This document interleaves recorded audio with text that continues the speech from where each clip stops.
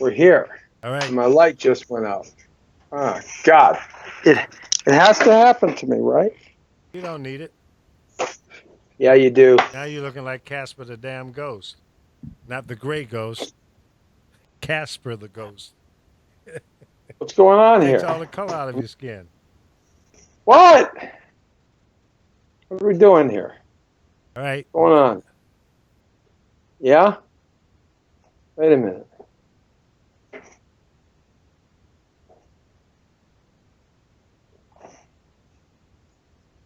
Okay, well, I'm ready to go anytime you are. Okay. Go. 3, 2, 1, 1.5. Go. Hey! Hey, look at this, man. I got like major sound effects going on and major light effects. You see? This I got some tape here. Hold on a second. Okay. www.thepowerofvoices.com. Hey, good to be back with you. It's a Monday in Southern California, and you got the Brown Beauty back on duty. Jesse Terrero in the house. It's the Jesse T Show live at 5, and we have got some special effects happening right now as we get straight on the point today on a Monday in Southern California from the community to the world. You see this light right here? For those of you who are tuning in at our Facebook site at www.facebook.com/Jesse Terrero, and for those of you who are tuning in on www.thepowerofvoices.com. Good to have you along with us. I had some special effects going on. Only AVTV Live and your digital broadcasting network style. Yes, our big time special effects department from the garage brought a light over so I could have some more light in my face, because when you have light coming from this way and no light coming from this way, then this side of your face, your left side of the face, when you have light coming on the right side of your face, the left side of the face, it gets dark and shadowy and you look like, you're a monster, or you're Frankenstein or something like that. So you always have to have good light straight on and some lights here and there and stuff. So I brought some lights with me from the fantastic science fiction and lighting department. It's called the Garage in the Office. That's right. Hey, I'm broadcasting from our home facility today in an undisclosed location out in the middle of the desert under a cement bunker, because the world is going insane. The world has just completely gone insane. This weekend, I decided after the big Hollywood premiere we did. Oh, I got to tell you about that. We did the Ghostbusters red carpet premiere. Oh, that was just great. Dan, the man, the project, who's now gravitated to the package. Oh, we had a great time out there on Hollywood Boulevard. It was wonderful. I'll let you know about that in a second, but I've got to clean my glasses off here because I can't see anything on my glasses. Now I can see. All right. So the world is going insane. That's kind of what's happening right now. The world has just lost its mental capacity to do right. I've come to the conclusion that the world has just gone off the deep. Have joined the rest of the nations of the world, and now to the degree that it reminds me of when I used to do a lot of traveling around the world. I've been to 43 nations, and it reminds me of so many places that I have been to on this God's blue-green earth. I would shake my head at the things that I would see out there in other countries, and I would say to myself, I just can't wait to get back home. I can't wait to get back home. I felt like Dorothy, in The Wizard of Oz. I can't wait to get back home. I just want to go back home.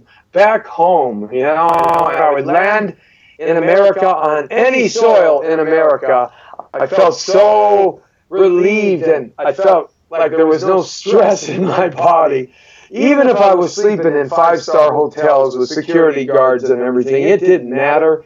I just knew that these were third world countries and they weren't the United States of America. But you know something? I'm beginning to realize now that America is no longer the America that was once America. And we're only talking a few short decades ago when I used to do a lot of traveling back in the early 90s with recording groups that I managed, that I found, that I represented, that I did their music for and handled all their contracts and developed. And, I was into that world for a long, long time. And I traveled a lot. And it's just that America has just dropped off the deep end into a third world nation. My father and I, we used to sit around, we used to talk about this stuff 25, 30 years ago. I got to put my watch on. I can put my watch on all day. Has that ever happened to you when you go all day without your watch on and you kind of, time just slips by? Isn't that kind of cool? Wouldn't it be great to just wake up in the morning by the natural clock and not the alarm clock? Hey, saying hi to Debbie Crow Stevens. That's my cousin way out there in Wisconsin, I think she's in now, or Illinois or something. Be careful out there. You got a lot of those Muslim jihadists living up there in Michigan and Minnesota and Wisconsin now. So be careful up there, Debbie. All right, we don't want anything to happen to you. She used to see me when I was a little itty baby boy. Anyway, let me take a swift drink of water here. So it's good to have you here back with us on a Monday afternoon in Southern California. We're just after the hour from wherever you're at. It's good that you're here. Hopefully you're safe and there's not a lot of criminal activity and a lot of craziness going on around you. You are listening to www.thepowerofvoices.com, and we are a global digital network radio station. If you're just tuning in to us for the first time, we've got about 70 different shows and hosts. It's a terrific opportunity here to hear a lot of different points of view. And, of course, you hear the Jesse T Show and Live at 5, straight on the point, the world according to Torero. Every Monday through Friday right here at 5, from 5 to 6. I still am without a barber. I am Barbarous T. In fact, I'm going to start calling myself the Barbarossa T, without a haircut. And I'm going to the RNC convention in about 5 days. I'll be there on the 18th, 19th, 20th, and 21st for the Republican National Convention. I want to go because I want to see all the absolute insanity that's going to take place there. I want to be kind of on firsthand. So we'll be reporting and broadcasting live there from the convention hall and backstage and from the place where we get some food and the place where, we kind of go to the bathroom and the place where we walk on the sidewalks and the place where we park the cars. And I'm going to interview people from all around America and ask them silly questions and get some silly responses, I'm sure. And I'm probably going to mystify some people and drive some people absolutely insane, but I'm going on behalf of Vets for Trump and Joshua Macias, who chairs that organization. I think they have about 100,000 wounded warriors and veterans for Trump across the nation. It's a partisan organization. They aren't Republican or Democrat. They're just for veterans. And so I'll be going on behalf of them as a guest of them, myself and my brother, he's my brother, Jeff Langton, not my brother by blood, but my brother by love, the Jolton J, Jeff Langton, the great actor. He's headed out there with us too. So we're going to be hanging out with Joshua Macias, and we're going to get there behind stage and on stage, and we're going to have the opportunity to interview Donald Trump and his entourage, hopefully his vice president selection, and whatever insanity goes on outside, I'm going to go get. I'll probably end up getting a pie in my face or something like that, or maybe even worse. But, I'm going to put myself right in the middle of it, right in the thick of it, so we can broadcast live here, Cleveland time. And I do believe Cleveland is on East Coast time. It still might be on Midwest time. I'm not sure. I got to double check on that. It's been a while since I've been in Cleveland. I think they're on Chicago time. If they are, they're a couple hours ahead of us. If they aren't, they're 3 hours ahead of us. I think they are on Midwest time, because Ohio was known as the West, the Midwest at one time. Way back, a couple of hundred years ago. So that means that at 5 o'clock our time, when we're live at 5, we'll be broadcasting there at 3 o'clock their time, and so we're going to be hooking that up. That's why we're getting all this mobile technology together so that I can go anywhere, everywhere, on the air and everywhere, from the community to the world, be broadcasting live both on the radio format and on the TV format and the digital broadcasting network that we're putting together, inch by inch by inch by inch. Inch by inch by inch by inch, the little inch worm. Yeah, that's what we're doing. One step at a time, we're putting it together, and we're going to have a huge network here pretty soon so that we can broadcast to millions and millions of people, and that's the goal here as we unite our forces at thepowerofvoices.com and AVTV Live. So the world has gone crazy. It's just absolutely gone insane. The world has just decided for itself that people are just going to do the worst and most despicable things. I was watching in Sun Valley, that's a city that I sit on the board, the Sun Valley Neighborhood City Council. I'm a voted on board member there in Sun Valley. And it's a city that I lived 54 of my 55 years in, and I still have property there, and I still move there as well, and a couple of other properties. It's a city that I grew up in. It's a city that when we moved from Chicago, Illinois, where I was originally born, we moved here to the beautiful lands of California, the Golden Coast. And boy, it was golden when I was a kid. We left the front door open at night, just the screen door, when it was hot. We didn't have a lot of air conditioning. We had a little room air conditioner. It worked really great, though, for 40 years. That's when things used to last 40 years, remember? Now things last 4 days, if you're lucky.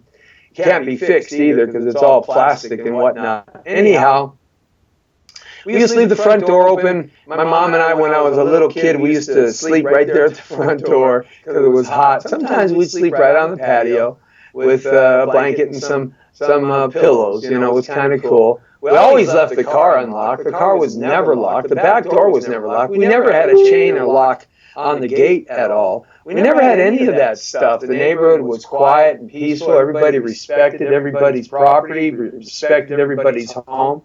Everybody respected everybody's discipline of their children. Everybody disciplined everybody's children. It sort of was raising kids by village, you know. And sometimes us kids were the village idiots, which we were. And we were able, though, to get the strong arm of the justice from many a mother, not only your own, as you traveled up and down the neighborhood. If you acted kind of strange, boy, you got the old whipping stick. You got to grab it by the ear and the cheek and by the crack of your pants, you know, and you were told to go home, or you were handily brought home. And you know, and that's kind of how it was. Kids didn't care about anything. We just cared about having a fun time and staying out and playing as much as we could. And that was all the way up into my early 20s. Not that I was playing out in the middle of the street in my early 20s. I was actually playing disc jockey on many radio stations after I graduated from college, and playing, radio guy at nightclubs and record guy with groups. So I was playing a different kind of game then, but still playing nevertheless. So I remember those days because they bring back fond memories of when my dad used to leave the keys in the car when we go into the restaurant. There was always a coffee shop or two or three around that always knew everybody's name, and there weren't too many fast food restaurants, but there were coffee shops and things like that. And I do remember a time when he would just put the keys and sometimes his wallet underneath the front seat. Nobody did anything. No one stole your car. You used to leave the grocery bags, you know, in the back seat, and no one reached back there and got anything and opened the door. And if they did and anybody saw them, the other adults would say, "Hey, what are you doing? You know, stop that. Who are you?" And if they were really criminals, they really would get the police after them, and they'd be caught pretty quick because, everybody would snitch on them and tell the police exactly who they were, what they were driving, what they looked like, and the whole 9 yards. So it's just a different world growing up in. We respected our teachers. We didn't punch them and cuss at them. We never really used any profanity either. We weren't a group of people that used to use a lot of profanity. We didn't have a lot of graffiti. We didn't do a lot of graffiti. on buses and benches and stuff like that. We actually picked up the trash when we threw it on the ground. And we actually kind of took care of where we lived. We all learned and the code, that you don't crap in your backyard because in the middle of the night you might want to go out in the backyard and you step in your own crap. We kind of always were learned that cleanliness is close to godliness. That's what we were taught. We were taught to respect ourselves. Even though maybe we didn't have a lot, we sure were taught to take care of the things that we had and respect other people. Yeah, there were bad kids. There were kids that fought, but there were no gangs. There were no gangsters. There was no Vatos S.A. There was no Crips and Bloods. There was no 18th Street and MS-13 and all these cats down here in Los Angeles. I'm sure you got those gangs in your town, in your city. There was no hatred being spewed out of people's mouths. There was some respect and honor for hardworking people, hardworking women, and hardworking men. And that's sort of how the world was. TV wasn't violent, and there wasn't sexual perversity on TV like there is now, and cussing in prime time, and showing tits and ass and all that stuff that they show now. And music certainly wasn't as outrageously ridiculous when NWA and all that gangster hip-hop started. Now, you got to remember, I was working at 1580 K-Day. I was hired in late 83 when hip-hop was still a party music out of New York, the Bronx, and Harlem, and New York City, and it was still, talking about the party, and I'm better than you, I'm a better dancer, my girl's better, I can get more girls than you, I can do this, I have a bigger party than you have. It was more of a fun kind of, thing, and then all of a sudden, Dr. Dre decided to pollute the world with the rap music and NWA. Now, it's not so much that he polluted the world and rap music and NWA, but what happened is that pollution of that music in the minds of people, especially young people, perpetrated themselves thinking that they wanted to be something else that they truly weren't.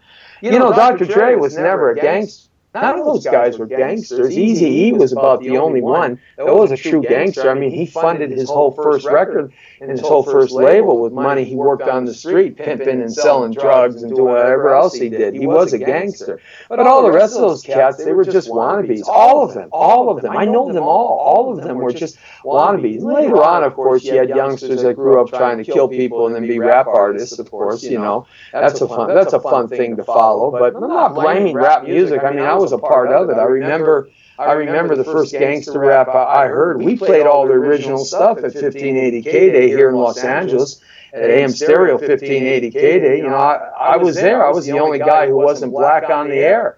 Everybody else was an African American, and I wasn't. And they hired me because they needed to fill a quota. They needed a Mexican boy there, and they got this Mexican boy. Boy, they did, and they got me. And I spent almost 9 years at that station until we shut it down at K-Day. And I remember, saying to myself, I wonder how this music is going to affect young people's minds.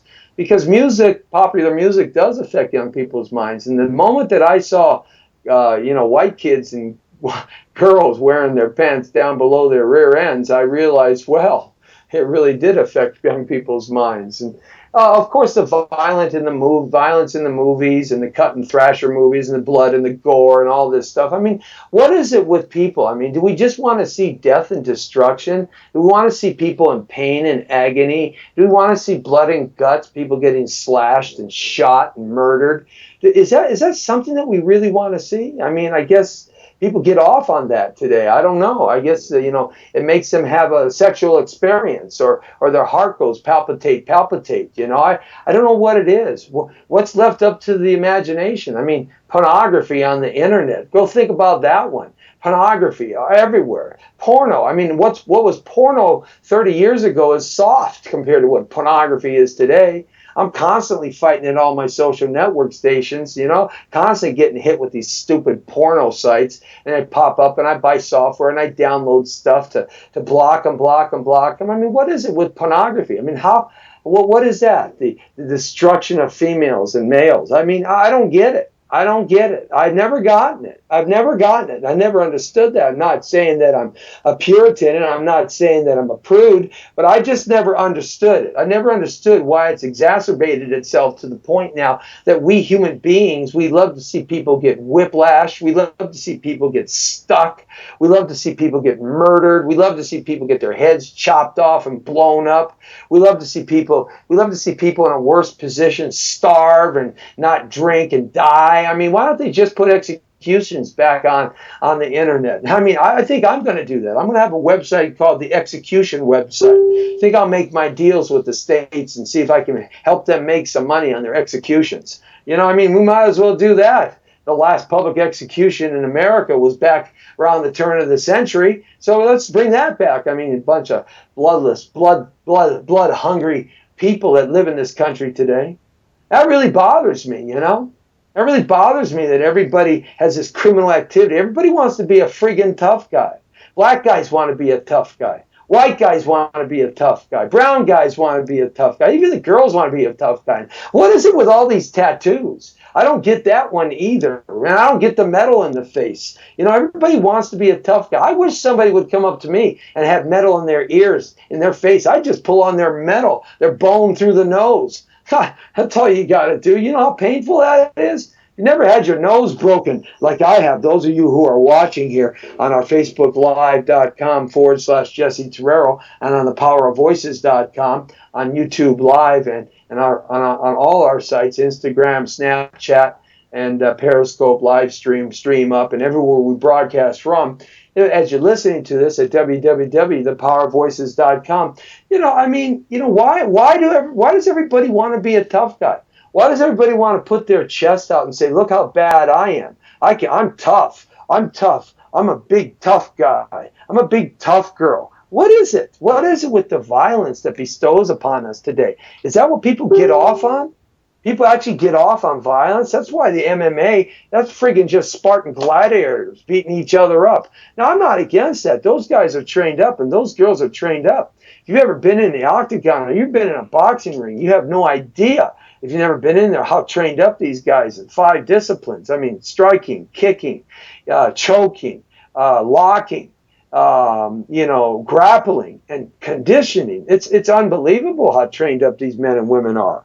But really, do we want to see someone's nose get blown up into a million pieces like this weekend and that girl, her nose just lights up like a friggin' firecracker when that other girl smacks her with overhand rights over and over and over? Oh, that's really sexy. Oh, that really makes my heart go pitter-pat. That makes me want to jump for joy and go ask them for a date. Yeah, thank you very much. I mean, that's really nice. And see that behemoth of a man, you know, Brock Lesnar. I mean, really? I mean, come on, man. What is it with this violence? I mean, he even said in one interview, I was a bully. I like to go cause fights when I was growing up. I mean, why? Why? Why? You ask why our prisons are filled full of idiots? Because those are the idiots that got caught. You know, the smart criminals don't get caught.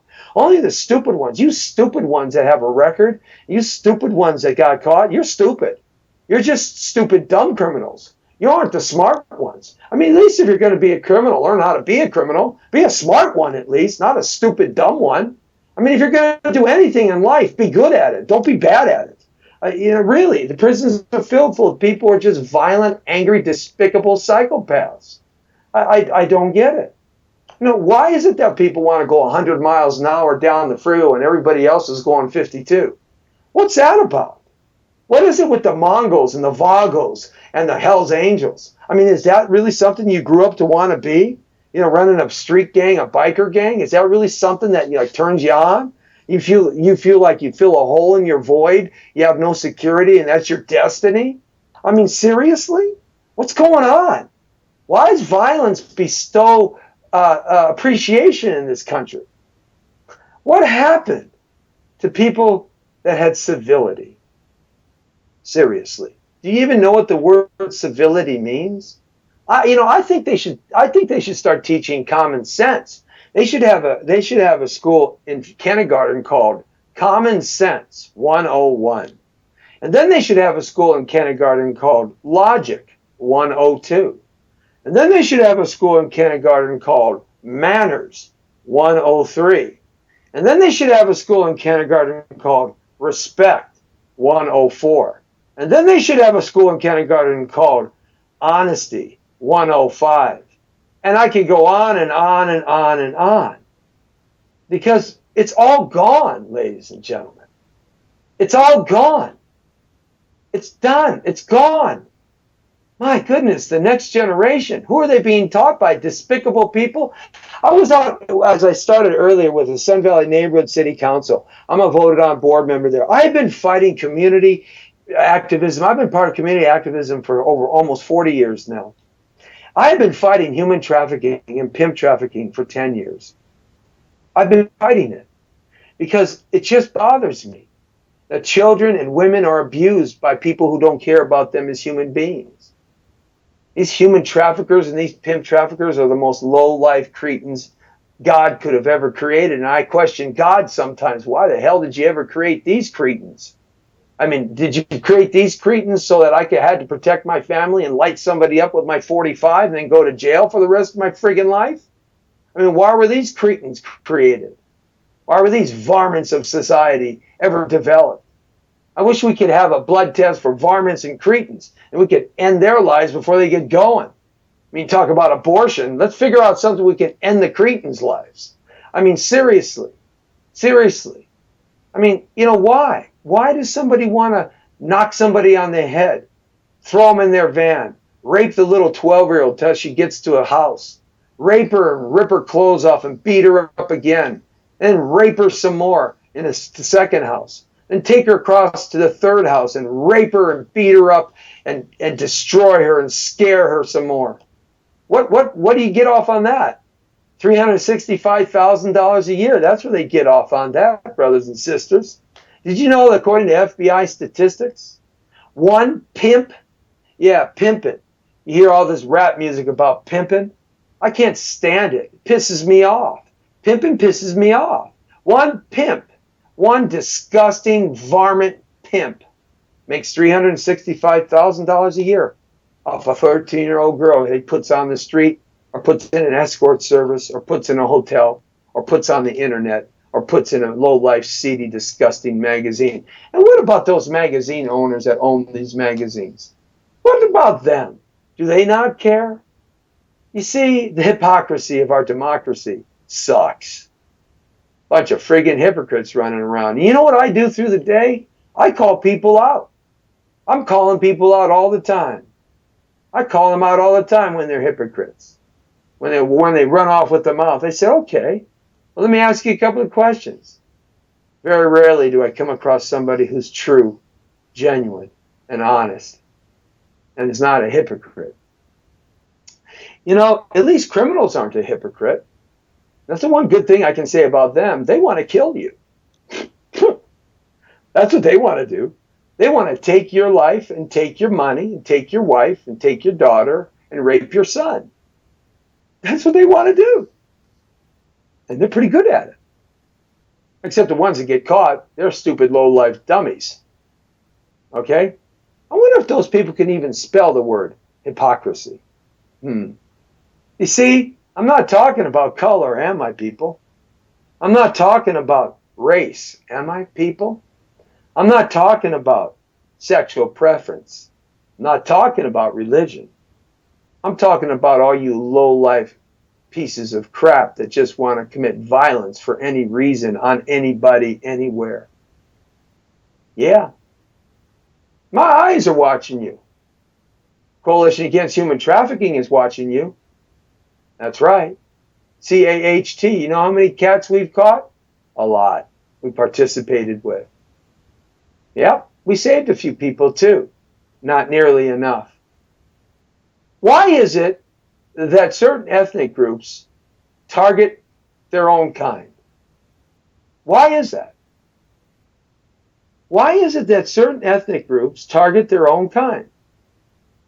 You know, I've been a real estate broker since 1979. I got my real estate license here in the state of California.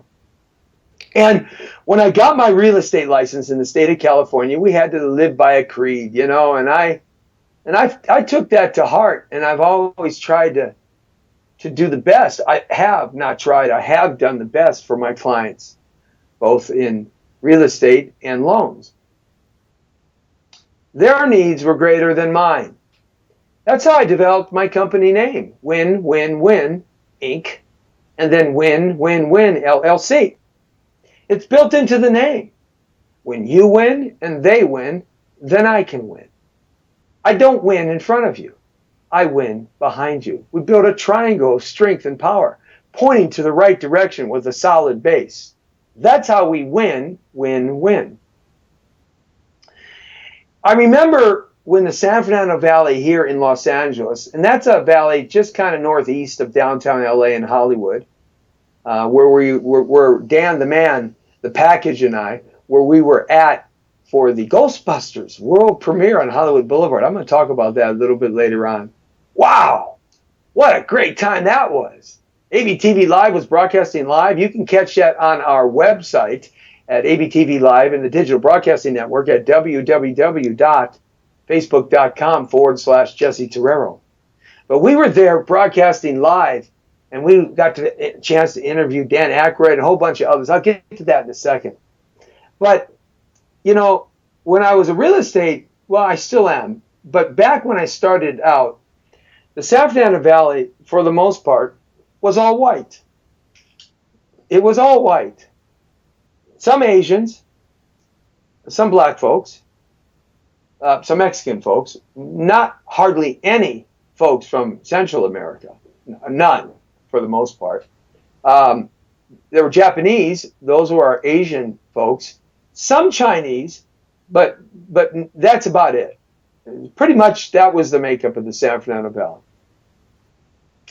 And I remember I went to school with a lot of the kids, and as I got my real estate license and the 80s came on, the mid 80s, I started selling a lot of these kids' mothers and dads' houses that I knew. So I built a really good business because I'd been around that part of the area, and I still am for 54 of my 55 years. So kind of everybody knew me. Then President Reagan went out and signed the amnesty bill, which I think was one of the worst things he could have ever done. That and NAFTA. He got NAFTA going. That's for another day, though. Nevertheless, all of the folks from Mexico, because that was a primary big influx of immigrants, came rushed across the border, and the ones that were here. And I believe there were about 3 to 5 million that applied for amnesty in America, and they got it. My neighborhoods that I worked at that time changed dramatically between 1983 and 1989 to the degree that I was basically put out of business because I didn't speak Spanish. Yeah, didn't speak Spanish.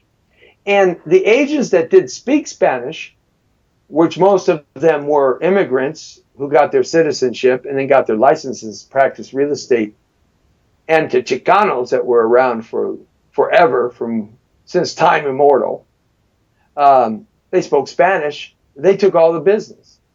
I didn't speak Spanish, not enough at least on a business level that I could do what I needed to do. I could speak it on a colloquial level, but not on a business level.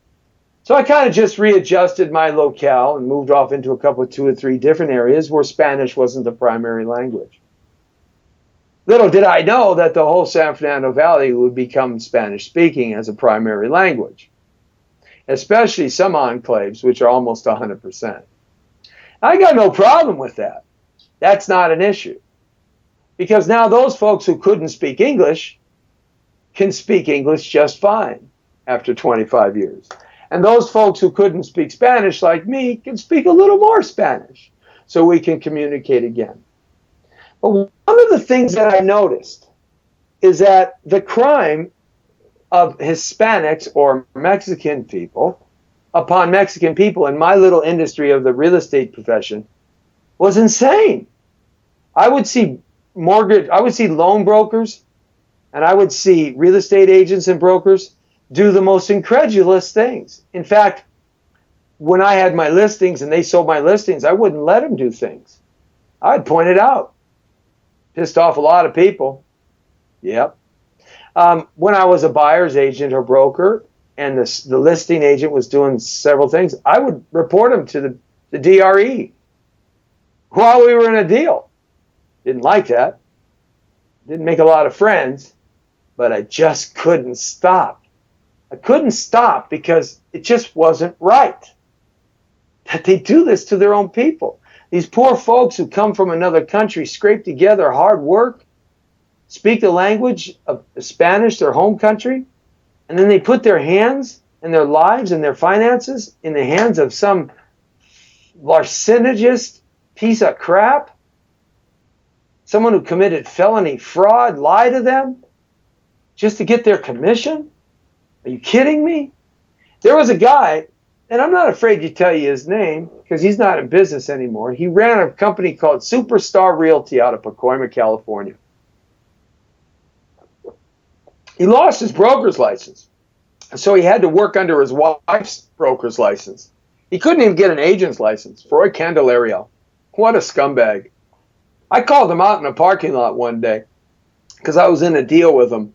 And he tried to steal money in the deal, and I wouldn't let him do it. He finally lost his license. He used to tell so many lies. For a simple little $150,000 deal at the time, or $120,000 deal, that house now is $500,000, but a simple little $120,000 deal, he would make what the normal cost would be, maybe $4,000 for the sale, and maybe $2,000 for points on a loan, $7,000, right? He would make like $20,000, and I could never figure out how. He would go back and charge his buyers, even though he was getting a commission from the sellers. He would lie to the buyers. He would do just terrible things, and they believed him. And he wasn't the only one.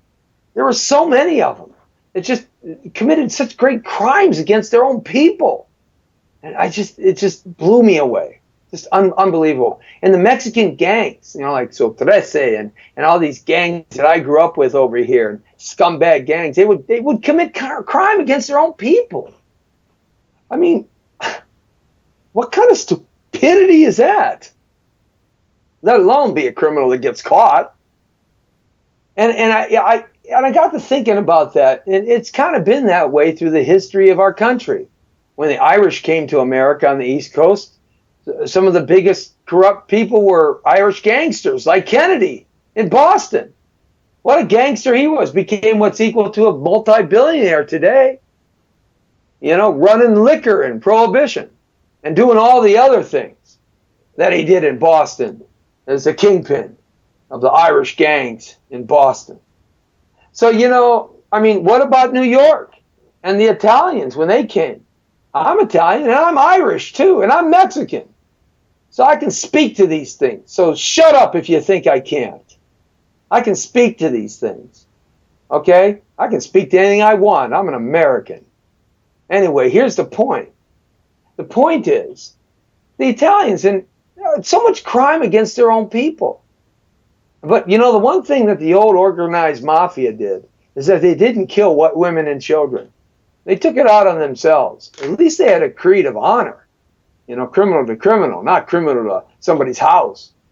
Al Capone in Chicago, he didn't care what you were as long as you made him money. That's all he cared about. He didn't care. Make me money. You're my best friend. He fed people during the Depression. Did you know that? Depression, soup lines. The people would go to his soup lines, Al Capone's soup lines. That's what some people called them, because Mayor Daley's soup lines were horrible. And cockroaches and crap in the food. Irishmen. For Chicago. Lots of Irish people. They would go to Al Capone's lines. Al Caponeo. Right, because his lines had potatoes and meat in that soup. He'd let you take a couple of buckets. So, what is this crime on crime? Why do people do that to their own people? There was a fellow that I did a sale for. When I met him, he lived in a 2-bit apartment in the city of Sylmar. I'm not going to tell you his name because he's not a public person. But I'll tell you that I'll make the name up. Roger. Okay? Roger. Now, Roger spoke Spanish, and Roger worked real hard. Roger did not come here legally. Roger came here illegally.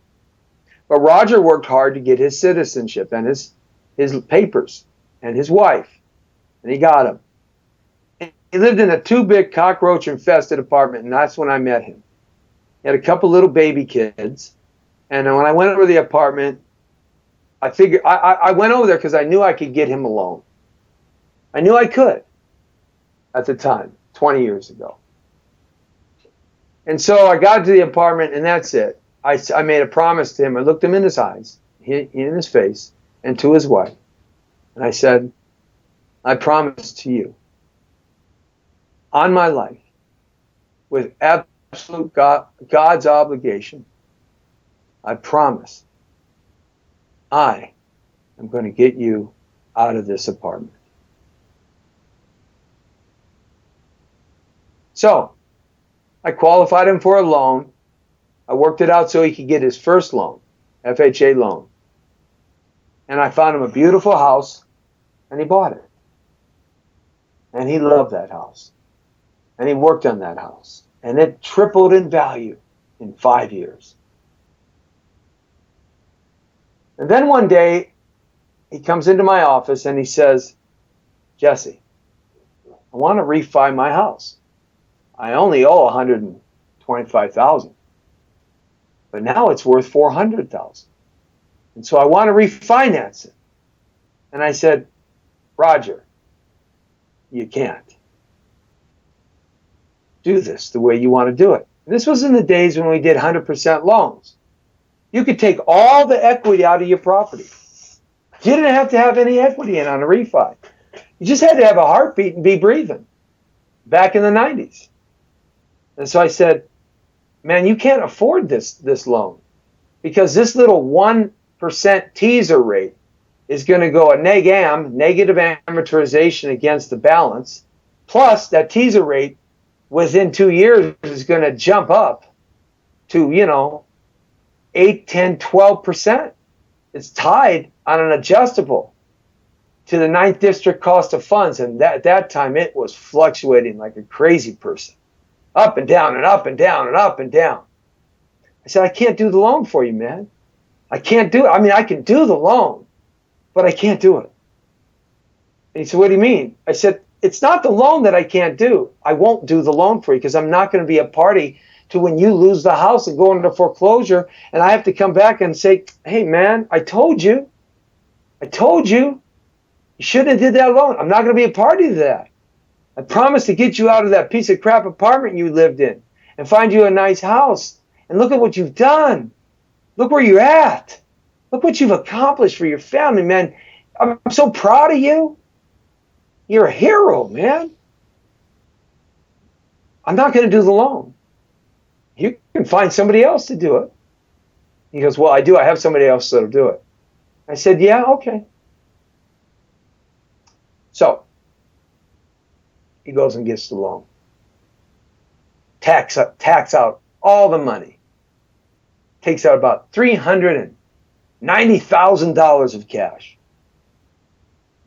No problem first year.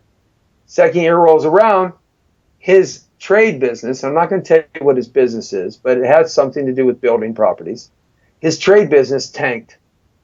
He'd been doing that trade, and he was a journeyman. It tanked. That's when the market started shifting and started getting bad in the 90s, and housing went down, and new construction went down. It tanked.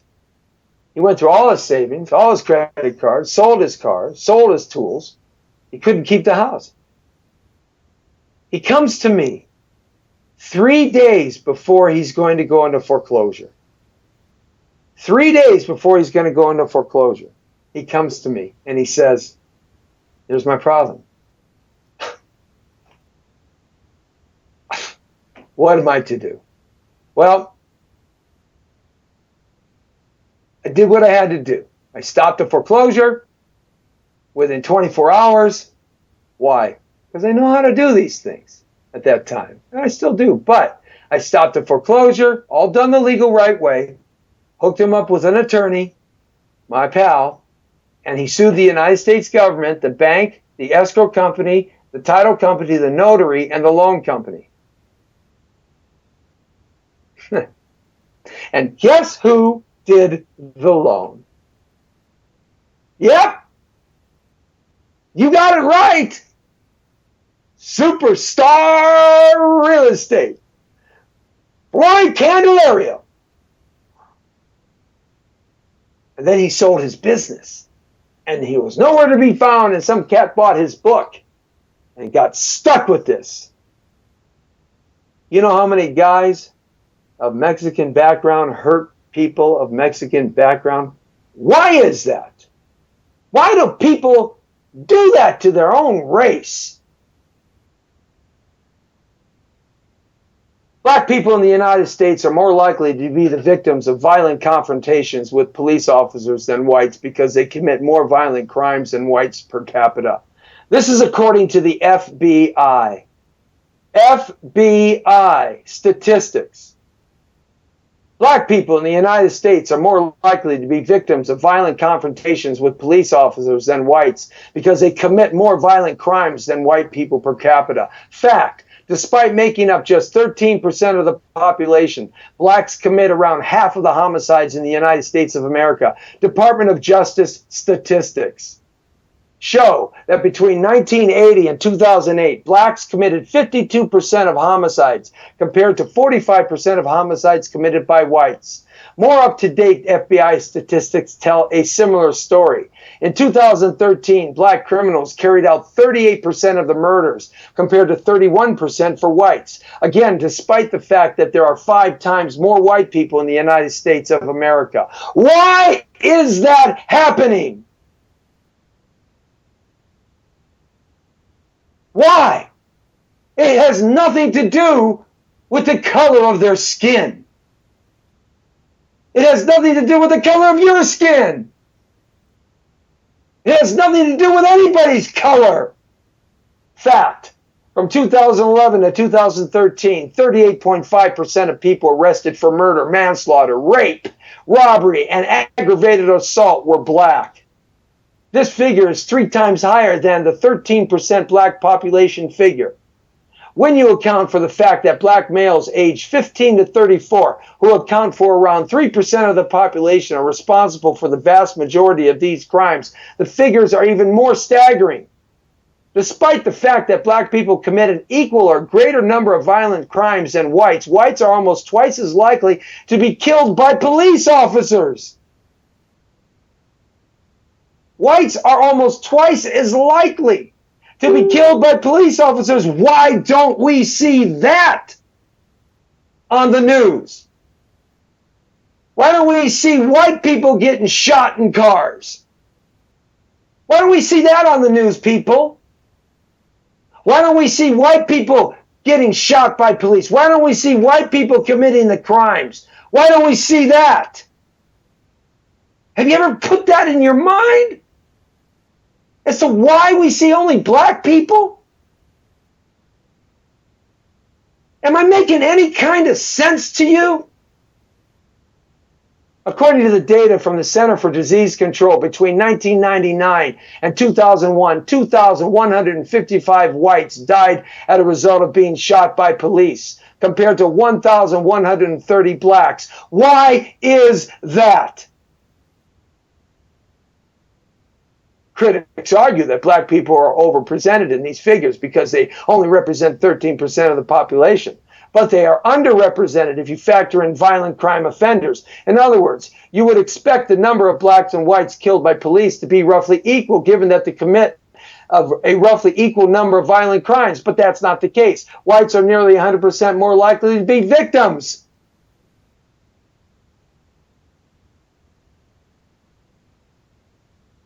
I love it. I love it when people come on board and chime in and say, oh, you just believe everything you read? No, go to the FBI statistics, please. It's terrible. And there's a reason for this. Put down your racist attitudes and open up your ears and your eyes And hear what I'm saying. Despite being outnumbered by whites 5-1, blacks commit 8 times more crimes against whites than vice versa, according to FBI statistics from 2007. A black male is 40 times as likely to assault a white person as the reverse. These figures also show that interracial rape is almost exclusively black on white. Why is that? Why is that? According to the National Crime Victimization Survey.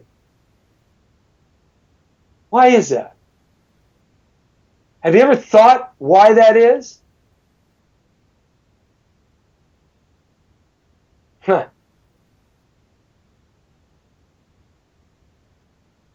There's a reason. There's a reason. And it's all about the control of your life. And it doesn't matter what the color of your skin is. It's all about the control of your life from birth. How people have been characterized. How we have been taught to hate and fear. This is all part of a great plan. And so many people just fall into it. Why does the media only show black people burning cities and committing crime? Why doesn't the media show Asian people burning cities and committing crime, or white people, or brown people, or indigenous Americans, or Polish people, or Italian people, or German people, or Irish people, or Eskimo people? Why don't they? Don't you think there's a reason? There's a really simple reason. It's the destruction of America. Those argue against me on this. What happened to Harlem? Do you have any idea in the 1970s what happened to Harlem? It was a beautiful place to live in the 1960s and 70s until drugs and black gangster pimp drug pushers were given drugs by the CIA to go in there and push and destroy and kill and murder. Why? Why? There's been a lot of reports that in the 1980s, when I was at K-Day, we used to do these, peace marches down with the Crips and the Bloods, stop the violence, starting at Leimert Park, South Central LA. I've been a part of all of that. I always scratched my head and said, what happened to Central Los Angeles? When Huggy Boy used to broadcast live from down there in the 1950s. Well, he was a great disc jockey in town. Vernon, what was it? Vernon something, Huggy Boy, right? What happened? Why? Why? Why in the Rodney King riots do African Americans, black people burn their own city down? Why in Ferguson do they? Why? What's going on? You do that because you've been trained to do that from birth, to hate. And white people have been trained to hate you. And brown people have been trained to hate them. And Asian people have been trained to hate them. In the last 50 years, hate has been the primary teaching tool in this country. It has separated people. It stopped them from being able to have a conversation and to be able to commingle and talk. I started the show off talking about violence. What are we, a people of violence now? Black Lives Matter? That's racist. All lives matter. Your life, my life, her life, his life. A cop's life, a fireman's life. A hard-working man's life, a hard-working woman's life. Color should make nothing, color shouldn't even come into play. But it does. Because we're taught that. We are taught that the baby boom generation, a perpetrated act to destroy America from within, has been taught. The Depression generation. And you can't blame people who aren't black for slavery or living today. I'm sorry. You can't do that. It didn't have anything to do with that.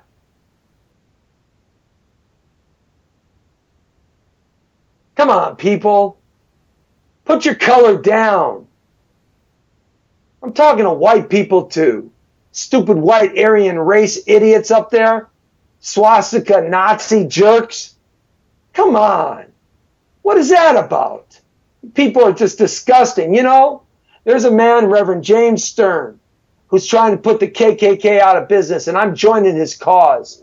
He was put in a jail cell with the creator of the KKK in the 20th century.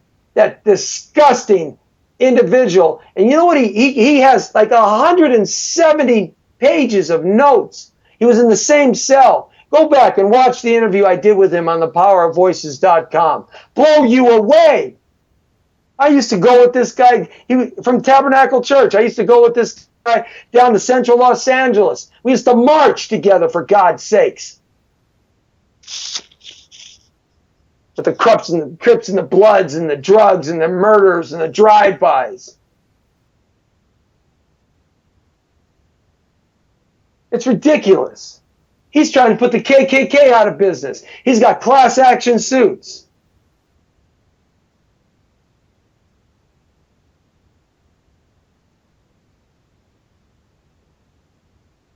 Here's the thing. Color has nothing to do with it. It's how you're raised. Today, it's how you're raised. 150 or 200 years ago, sure. 75 years ago, sure. But today, it's how you're raised. How you're raised to believe your place in this world. Stop using the word end. Stop using profanity. Stop dressing like a thug. I'm talking to all people. Stop writing graffiti on the walls. Stop looking for something free, a handout. Start getting responsible. Start going to school. Change your life. Help somebody else. Give when you don't have something to give. Stop pointing the finger because you got three pointing back at you. I don't care what color you are. Stop it. Lay down the weapon. And the weapon is your own emotion.